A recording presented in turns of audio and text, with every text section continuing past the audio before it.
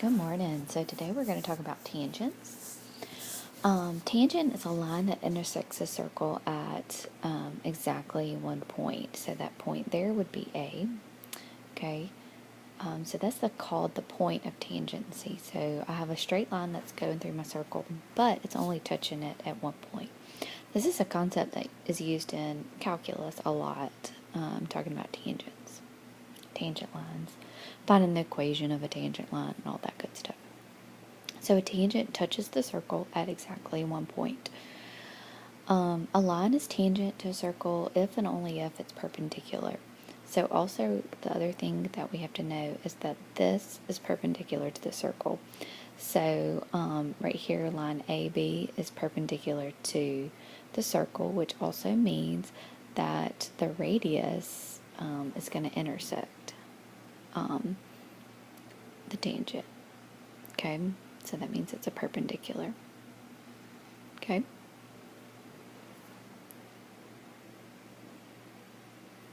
Determine if AB is tangent to circle P.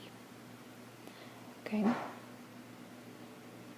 The way that I would do that is it has to be a right angle inside there, right? So it has to be perpendicular, so it'd have to be a right angle.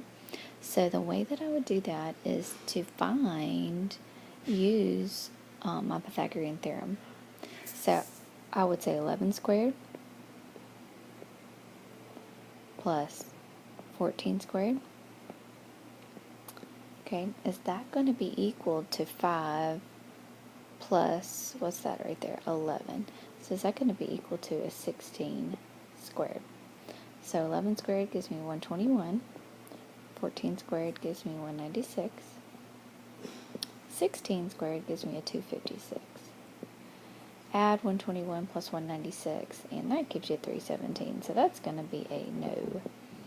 So that means that that line AB is not tangent to circle P. Okay, let's do another one here. If AB is tangent to circle P, find X. Okay, so I know that this little piece, so that I'm going to do the same thing that I did using the Pythagorean theorem. Okay, so I know this little piece is also going to be 10 because that's a radius there. So what am I going to say? I'm going to say 10 squared plus 24 squared is going to be equal to, I could call that h squared, like your hypotenuse over there.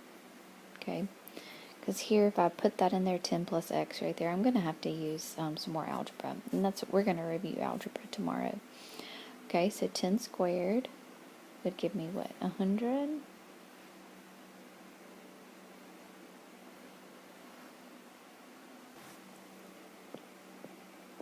And 24 squared is going to give me 576. Add those two together, so that's 676. And then if I take the square root of that, it's going to give me a 26. So my h there is going to be a 26. So to find x, I know that x plus 10 is going to be equal to h. Oops. So x plus 10 is going to be equal to 26. Subtract your 10, so x is going to be equal to 16.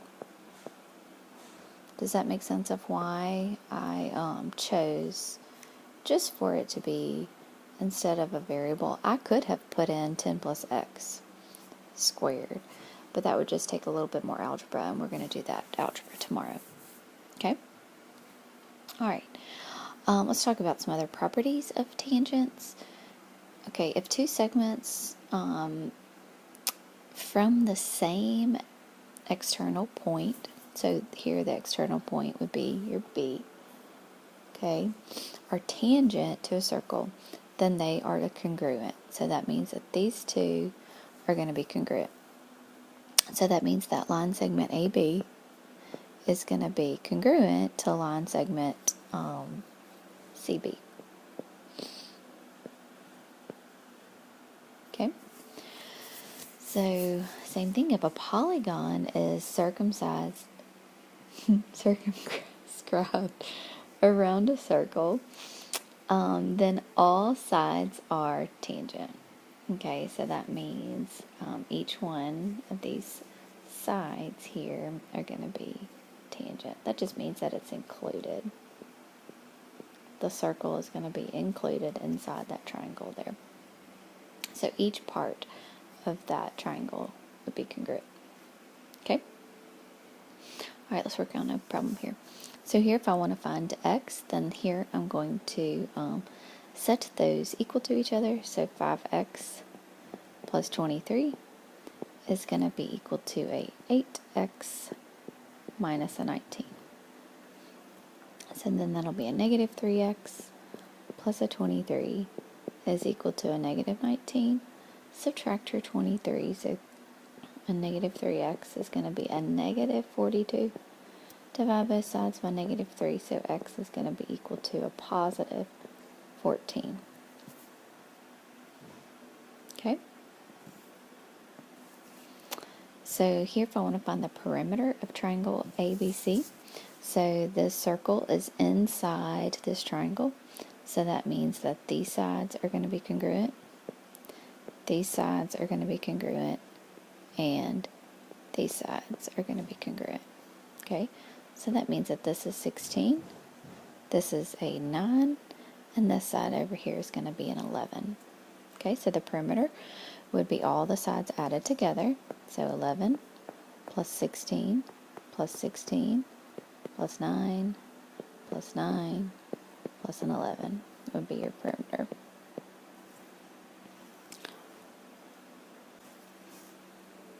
So that perimeter there would be 72. Okay. All right, let's finish up that worksheet, and then y'all have a great day.